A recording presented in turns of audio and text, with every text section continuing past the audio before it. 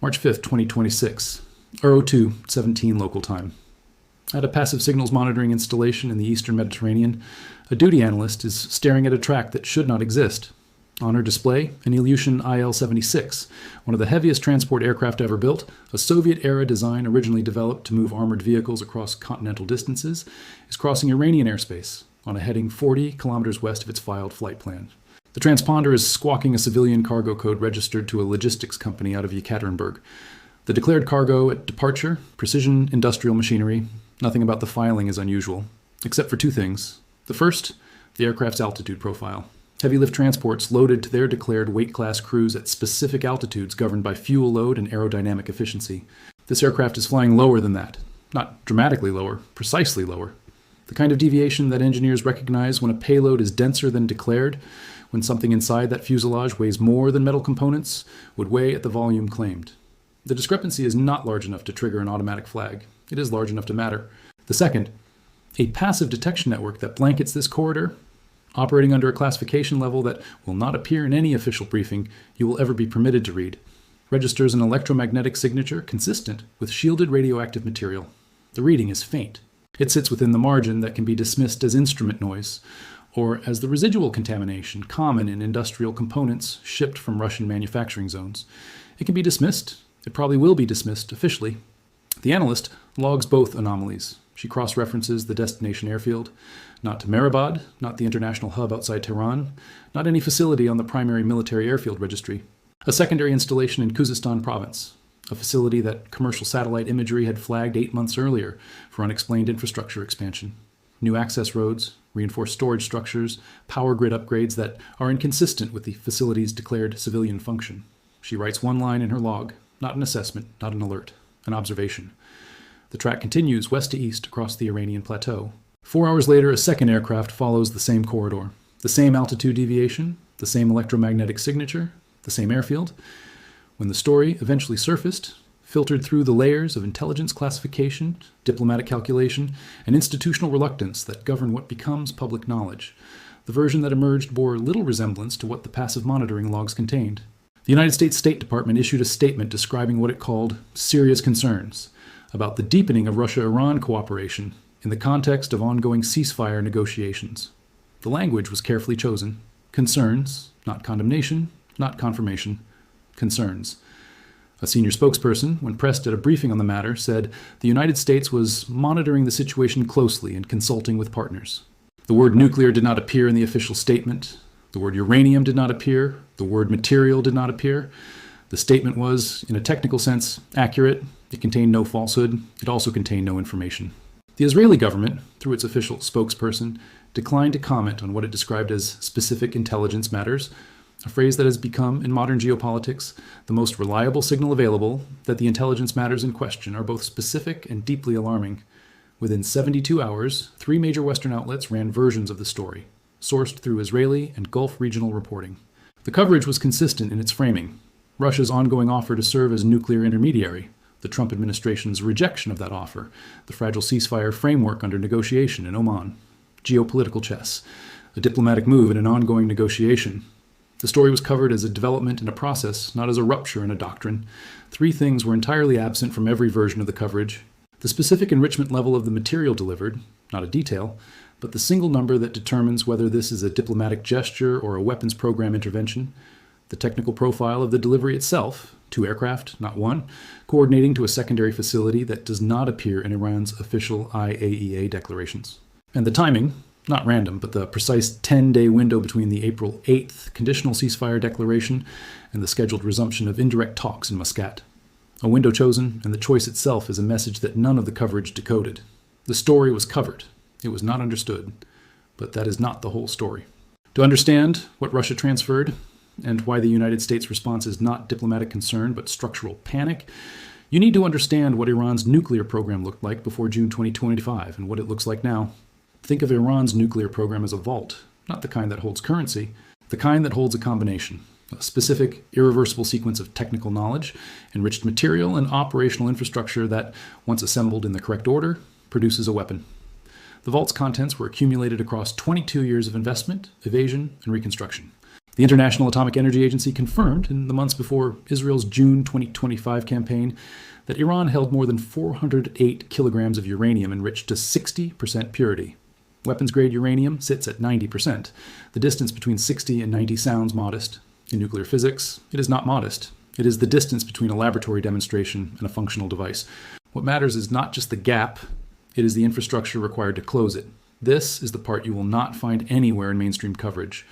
Closing that final gap from 60 to 90% requires advanced centrifuge cascades operating under precise vacuum conditions, metallurgical expertise concentrated in fewer than 300 specialists worldwide, and an uninterrupted power supply to a facility hardened against electromagnetic disruption. Iran had built all three over 2 decades. At a total program investment, that budget analysis, cross-referenced with procurement records and sanctions evasion documentation, places conservatively between $40 and $60 billion. That is not the cost of one centrifuge hall. That is the accumulated cost of an entire industrial ecosystem constructed around a single strategic objective. The June 2025 strikes damaged the vault. Centrifuge cascades at Natanz and at the Fordo underground facility were hit. Key scientists, the irreplaceable human nodes in a program that cannot be rebuilt from textbooks, were killed. American and Israeli intelligence assessed a setback of 18 to 24 months in Iran's weapons capability timeline. Extend the vault metaphor. The strikes did not destroy the vault. They damaged the lock mechanism.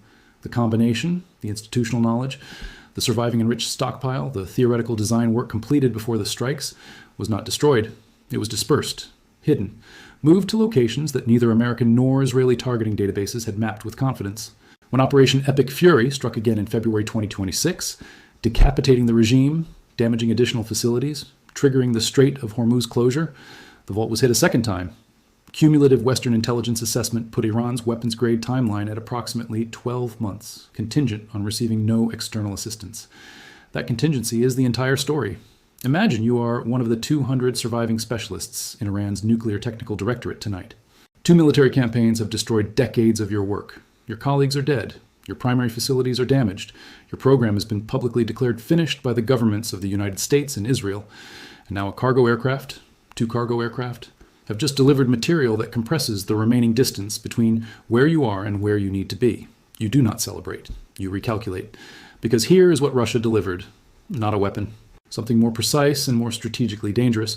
Enriched uranium material at a purity level that, when fed into Iran's surviving centrifuge infrastructure, the cascades that were not destroyed, the secondary facilities that were not on primary targeting lists, dramatically shortens the remaining processing pathway to weapons-grade material. Reports circulating in defense intelligence channels indicate the delivery contained material enriched significantly above Iran's declared 60% ceiling. The precise figure has not been confirmed in open source reporting, but the strategic implication of any delivery above Iran's existing enrichment level is calculable without knowing the exact number. Every percentage point above that ceiling shortens the remaining processing timeline. The processing chain is shortened, the timeline is compressed. Russia did not break into the vault. Russia handed the locksmith a set of components that makes rebuilding the combination mechanism dramatically faster than reconstructing it from lower enrichment feedstock. The locksmith, Iran's surviving nuclear cadre, now has material they did not produce domestically and cannot be attributed to any declared program. The IAEA inspection regime, already operating under severely degraded access since the February 2026 campaign, cannot account for material it was never notified existed. 3 dimensions of this are entirely absent from mainstream analysis. Operationally, Iran's surviving infrastructure can now be reoriented around the delivered material rather than having to process from a lower enrichment starting point. The number of cascade hours required is reduced. The specialist involvement per processing step decreases. Intelligence assessments available in open congressional testimony suggest the timeline reduction is measured in months, not weeks. Strategically, the delivery permanently changes the deterrence calculation. Before this transfer, any future strike on Iran's nuclear program was operating against a known mappable set of domestically produced materials. After this transfer, a strike must account for the possibility of Russian resupply. You are no longer striking a program. You are striking a program with a logistics chain running through Moscow. Psychologically, the message delivered to every American partner in the region is precise. American military action can damage, but it demonstrably cannot prevent Russian strategic decisions. That message has a half-life measured in decades, not in administrations. That number is coming. And when I give it to you, I need you to sit with it for a moment before moving on. Here it is. Between June 2025 and April 2026, The combined U.S.-Israeli military campaign against Iran's nuclear and military infrastructure consumed an estimated $3.2 billion in precision munitions alone, excluding operational costs, carrier group deployment, intelligence architecture, and the economic disruption absorbed through the Strait of Hormuz closure. Conservative full cost estimates, including force projection and economic damage, place the total American strategic investment in this campaign above $12 billion. What did that $12 billion produce? According to U.S. intelligence assessments available in open congressional testimony, approximately 18 months of delay in Iran's weapons-grade uranium timeline. One Russian cargo operation, 2 aircraft, 1 night, 1 secondary airfield in Khuzestan, delivered what preliminary analysis suggests effectively recovered between 12 and 18 months of that delay. $12 billion bought 18 months. 1 flight gave 12 of them back. Now unpack what that ratio actually means, because the number is not the point. The ratio is the point. The United States and Israel constructed a military and economic architecture. 2 separate campaigns, 2 carrier strike groups, the assassination of a sitting head of state, a global energy shock through the world's most critical oil corridor, and built that entire architecture on one foundational premise, that physical destruction of infrastructure is the decisive variable in nuclear nonproliferation. The whole theory of the operation was this: destroy enough of the physical program, and the timeline resets. The ratio exposes the structural flaw in that premise. Physical destruction is only decisive when no resupply chain exists. Russia just demonstrated on March 5th, 2026, that a resupply chain exists. The third dimension of this ratio extends beyond money, and it is the dimension that military planners understand but will not articulate publicly. Consider training time. The scientists killed in targeted strikes represented between 25 and 40 years of accumulated specialized expertise. Nuclear physicists, cascade engineers, metallurgists who spent their entire careers inside a program that does not recruit on open platforms. That human capital cannot be replaced by a cargo flight. But what the delivered material does is reduce the technical demand on the surviving workforce. Lower enrichment feedstock requires more processing steps, more cascade hours, more specialist involvement per kilogram of output. Higher enrichment material delivered from outside compresses the processing requirement. The surviving specialists must now accomplish less work to reach the same endpoint. The human capital gap narrows without a single new scientist being trained. 2 campaigns spent 18 months trying to eliminate the expertise. 1 flight reduced the expertise required. The 4th dimension is geopolitical, and it is the one that no official briefing will acknowledge openly. Every American partner in the Gulf, Saudi Arabia, the UAE, Bahrain, Jordan, made a strategic calculation when they permitted American forces to operate from their soil. That calculation included an implicit guarantee. American military power, when fully applied, achieves irreversible results. The ratio destroys that guarantee. If a Russian aircraft can recover in hours what 2 military campaigns spent 18 months destroying, the guarantee is not a guarantee. It is a conditional. And every Gulf partner is now quietly repricing their strategic alignment around the new conditional. The cost of hosting American forces just increased. The expected benefit just decreased. Both adjustments are happening simultaneously, in the same ministries, reading the same ratio. But that is only half the story. What comes next goes deeper. Israel and the United States now face a structural problem with no clean exit. Understanding it requires walking both available response paths to their logical endpoints, because the trap is not located in either path individually. The trap is in what both paths share at the end. Option 1, continue military pressure. Conduct additional strikes targeting the Khuzestan facility identified in the passive monitoring data, attempting to destroy the Russian-supplied material before it can be fully integrated into Iran's processing chain. This is the path that Israeli military doctrine, validated internally by the 1981 Osirak operation and the 2007 Syrian strike, was designed to execute. It is the path that Israeli strategic culture treats as the proven answer to every nuclear threat in the region. It fails, and here is precisely how. The moment an Israeli or American strike destroys material that was delivered by Russia through Russian state-linked logistics chains, even under civilian cover, Moscow faces a domestic and strategic audience that demands a response that is not a press statement. The destruction of Russian-associated material by any adversary in any theater triggers an escalation obligation embedded in Russian strategic doctrine that cannot be quietly absorbed. The response does not need to be nuclear to be decisive. Russia could resume advanced air defense system deliveries to Iran's rebuilt military infrastructure. Russia could embed technical personnel in Iranian nuclear facilities, making any subsequent strike a de facto attack on Russian military nationals. Russia could provide Iran's surviving air defense networks with the satellite intelligence that would make future American stealth operations dramatically less effective. Each of these responses degrades the viability of the next strike more than the strike itself achieved. You hit once. Russia raises the cost of the next hit. The trajectory compounds with each cycle. Within 6 months of the first strike, Iran's rebuilt program is operating under a level of Russian technical protection that makes additional strikes geopolitically unsustainable. The strike does not eliminate the program. The strike invites Russia deeper into it. Option 2, accept the new reality and return to negotiations. Treat the Russian resupply as a strategic fait accompli. Abandon the American custody floor, the non-negotiable position the Trump administration established as the minimum acceptable outcome of any nuclear agreement, and enter a framework that incorporates Russia as a legitimate third-party custodian. Essentially, accept the arrangement Putin has been publicly proposing since June 2025. This path also fails, not immediately, but irreversibly. Accepting Russian custodianship validates every strategic calculation Russia made when it decided to execute this delivery. It establishes a functional precedent. Direct intervention in an active American-led nonproliferation campaign executed successfully produces diplomatic legitimacy rather than diplomatic isolation. Precedents do not stay contained to the theater in which they are set. They travel. Every theater where Russia has strategic interests and the United States has nonproliferation objectives now has a new template.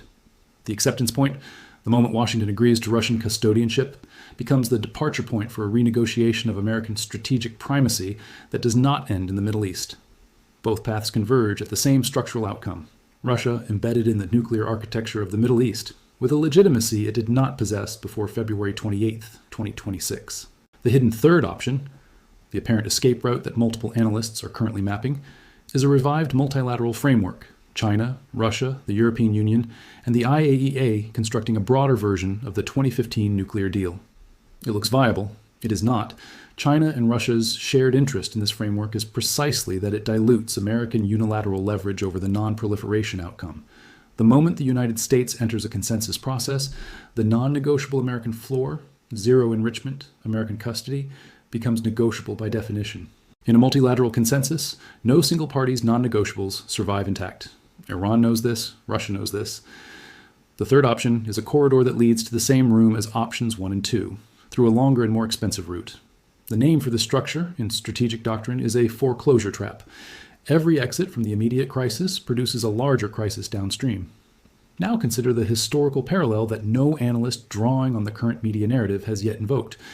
In October 1962, the United States discovered Soviet nuclear material being positioned in Cuba. On Kennedy's response, naval blockade, direct ultimatum, public exposure, succeeded because it rested on a critical structural foundation. The United States possessed overwhelming escalation dominance in the Caribbean theater. American naval power was unchallengeable at that range. The Soviets withdrew not because the logic was against them, but because the military geometry was against them. The Cuban Missile Crisis resolved because one party held unchallenged local dominance. The 2026 situation is the structural inverse of that geometry. Russia is not inserting nuclear material into America's near abroad. Russia is inserting nuclear material into a theater where American military power has now conducted 2 major campaigns and demonstrably failed to produce an irreversible outcome. The escalation dominance that Kennedy possessed in 1962 does not exist in the same direction in the Persian Gulf in 2026. Washington has no instrument equivalent to Kennedy's blockade, no mechanism that Russia cannot route around, under, or through. The trap exists precisely because the structural condition that resolved the Cuban Missile Crisis is absent from the 2026 scenario. Kennedy had an answer. Washington does not. And here's the detail that no analyst has pulled on yet. The detail no analyst has pulled on yet is this: the Russian delivery did not only change Iran's nuclear timeline, it gave Russia something Iran has never voluntarily shared with any external power: detailed, operational level knowledge of what Iran's nuclear program looks like right now, from the inside. Consider what a delivery of this technical complexity actually requires. You do not load enriched nuclear material onto a cargo aircraft and route it to a secondary airfield in Khuzestan without a receiving infrastructure that knows precisely what to do when the aircraft doors open. The Russian logistics chain required advanced technical coordination with Iran's surviving nuclear directorate. The engineers who know which facilities withstood the strikes, which centrifuge configurations remain operational, what storage conditions the delivered material requires, and which processing pathway it enters upon arrival. Russia now holds that knowledge, not from satellite imagery collected at distance, not from signals intelligence reconstructed from communications intercepts, from direct, hands-on technical coordination with the program itself, conducted during an active conflict when Iran's full operational picture was most precisely known to its own personnel and least visible to outside observers. This is the first hidden consequence. Russia has become, through a single cargo operation, the most informationally current external actor on the exact state of Iran's nuclear program. More current than the IAEA, which has been operating under severely degraded inspection access since February 2026. More current than American intelligence, which is working from targeting databases built on pre-conflict infrastructure assessments that 2 campaigns have since partially obsoleted. Moscow now knows precisely what survived. Moscow knows the current capability envelope, and Moscow has not shared that knowledge with Washington. That asymmetry, Russia holding a detailed operational picture that the United States must reconstruct from secondary indicators, is a strategic intelligence advantage that persists long after this specific delivery is history. The second hidden consequence is the establishment of a repeatable logistics template. What happened on March 5th was not improvised. The civilian transponder code, the specific secondary airfield, the timing within the ceasefire negotiation window, these choices reflect operational planning that was tested, not improvised. A template that was exercised under the most demanding conditions possible during an active conflict, with Western intelligence assets at maximum mobilization. The first delivery was proof of concept. Every subsequent delivery is operationally lower risk than the first, because the logistics chain has now been validated under live conditions. Within the next 6 months, if negotiations remain fractured, the same channel can carry additional materials, technical personnel, or equipment. The window in which the United States can act against Iranian nuclear infrastructure without Russian origin material present inside it is measurable in weeks, not months. After that window closes, every strike calculation carries a new and permanently elevated political cost. Intelligence analysts estimate that if Iranian facilities reach partial operational restoration within 3 to 4 months, which the delivered material accelerates, a second resupply through the established template becomes available within 6 months of the first. The template does not expire after one use.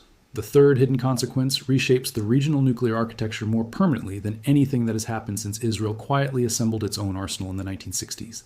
Saudi Arabia's stated red line, publicly confirmed by Crown Prince Mohammed bin Salman, is that Iranian nuclear capability triggers a Saudi nuclear program.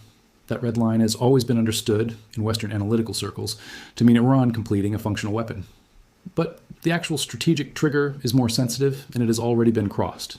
The actual trigger is Iranian nuclear material operating under Russian protection. Because Russian protection means no American-led military action can guarantee non-proliferation outcomes. And if no American action can guarantee that outcome, the strategic guarantee that underpinned every Gulf state's nuclear restraint, the guarantee that American force projection would prevent Iranian capability, is no longer reliable. Riyadh does not need to wait for a detonation. Riyadh recalibrates the moment the guarantee fails to deliver an irreversible result. That moment was March 5th, 2026. The historical mechanism confirms this. In 1974, India's first nuclear test did not just accelerate Pakistan's nuclear program, it restructured South Asian strategic doctrine completely within 18 months, even though Pakistan had no weapon and no imminent capability. The trigger was not Indian capability. The trigger was the demonstrated fact that a regional state could achieve nuclear status despite great power opposition. The parallel is exact. Iran has not assembled a weapon. But Iran has now demonstrated, with Russian assistance absorbed across 2 military campaigns, that its program survives great power opposition. That demonstration is the strategic signal that matters to Riyadh's calculation, not the weapon itself. If these 3 consequences remain unmapped in the next 6 months, the Russian intelligence advantage, the repeatable logistics template, and the Saudi recalibration already underway, the regional nuclear architecture will shift faster than at any point in 60 years. And the shift will be registered not in a detonation, but in a series of procurement decisions and strategic realignments that will be visible only in retrospect. The silence around all of this has a precise explanation. The silence is not accidental. It is not a failure of journalism or of intelligence collection. It is a deliberate institutional choice that follows from a logical chain, and once the chain is laid out in sequence, every link holds. Acknowledgment forces a response. The moment any official, American, Israeli, or allied, formally acknowledges on the record that Russia delivered nuclear material to Iran during an active military campaign, that acknowledgement generates a demand that cannot be indefinitely deflected. What precisely is being done about it? Once the fact is officially recorded, the political and strategic audience, Congress, Gulf partners, the UN Security Council, domestic publics, requires an answer, not a statement of concern, an answer with a mechanism attached to it. A response creates escalation. Every credible response available carries escalation risk that is currently unacceptable. Military action against the delivery sites produces the consequences documented earlier in this analysis. Diplomatic isolation of Russia over this specific issue fails immediately on the Security Council veto. Russia sits on the Security Council. Economic sanctions against Russia carry diminishing deterrent value after 4 years of maximum Western sanctions pressure that Russia has demonstrably absorbed. There is no costless response available. And with the Strait of Hormuz still effectively closed, global energy prices elevated, and domestic political capital depleted across 2 campaigns, the appetite for absorbing additional escalation costs is operationally near zero. Escalation threatens specific assets. The United States maintains 3 carrier strike groups within operational range of the Persian Gulf theater. It has forward deployed forces across 6 Gulf host nation agreements that were negotiated under a strategic environment that no longer fully applies. A Russian decision to embed technical personnel inside Iranian nuclear facilities, a decision that becomes politically available the moment the United States officially acknowledges the delivery and threatens consequences, means that future strikes carry the risk of killing Russian nationals. The political and legal cost of that outcome is not calculable under any existing war authorization framework. Those same carrier groups and forward bases are precisely the instruments the United States needs to maintain any leverage in the ongoing ceasefire negotiations. Threatening the instruments eliminates the leverage. The tools required to respond to the problem are the same tools that would be put at risk by responding. They are not lying, they are buying time. The silence is the option that also fails, but more slowly than the alternatives. It is the institutional choice to accept a deteriorating strategic position in exchange for deferring the moment at which the deterioration becomes publicly undeniable and demands a response that does not exist. Every week of silence is a week in which the delivered material moves further through Iran's processing chain and further from the point at which a military response changes the outcome. The silence is not stable. It is a temporary structure built on a foundation that erodes with each passing week. The question is not whether it collapses. The question is what happens when it does. What happened in the early hours of March 5th, 2026 was not a cargo delivery. It was a structural announcement written in enriched uranium and filed flight plans. Return to that passive monitoring station in the eastern Mediterranean. Return to the analyst who logged 2 altitude deviations and 2 electromagnetic signatures and wrote 1 line in her log before the shift ended. What she observed was not a military operation in the conventional definition. It was a declaration made in the language of flight tracks and radiation readings that the architecture of Middle Eastern nuclear politics, maintained at enormous cost across 6 decades of American strategic investment, is no longer exclusively American to manage. The message was not addressed to Tehran. Tehran already knew what was on the aircraft. The message was addressed to every targeting database, every carrier group, every allied capital that has built its security calculus around the assumption that American military power produces irreversible results. 2 anomalous flight tracks, 1 secondary airfield in Khuzestan, and 60 years of strategic geometry quietly repositioned in 4 hours. What the adversary achieved beyond the physical transfer of material reaches into dimensions that no procurement record can capture. Psychologically, the demonstration that military investment in nonproliferation can be neutralized through a single strategic decision in Moscow, made at a cost requiring no public consensus, no parliamentary authorization, no domestic political capital of the kind American military operations consume, permanently changes the risk calculus of every state watching the outcome. Doctrinally, it established that enriched nuclear material can be transferred under active conflict conditions using civilian logistics infrastructure, a precedent now being stress-tested against other strategic theaters by parties who are watching very carefully and saying nothing publicly. At the alliance level, it introduced a permanent uncertainty into every American security guarantee in the region. If the guarantee cannot prevent Russian strategic intervention, the guarantee must be repriced. That repricing is already underway in Riyadh. It is underway in Abu Dhabi. It is underway in every capital that made a strategic bet on the permanence of American primacy.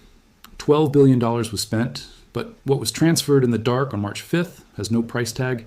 The question now is, in a world where nuclear material moves under civilian flight plans, where analysts log anomalies that will never appear in official briefings, and where the most consequential strategic decisions are made in the space between a filed manifest and an actual payload, who exactly is still in control of the most dangerous story on Earth?